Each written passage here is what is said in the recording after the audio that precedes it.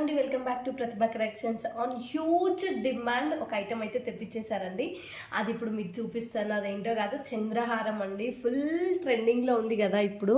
ఏజ్తో సంబంధం లేకుండా ప్రతి ఒక్కరూ వేసుకుంటున్నారండి చంద్రహారము. సో హ్యూజ్ డిమాండ్, చాలా పీసెస్ తెప్పించాను నేను.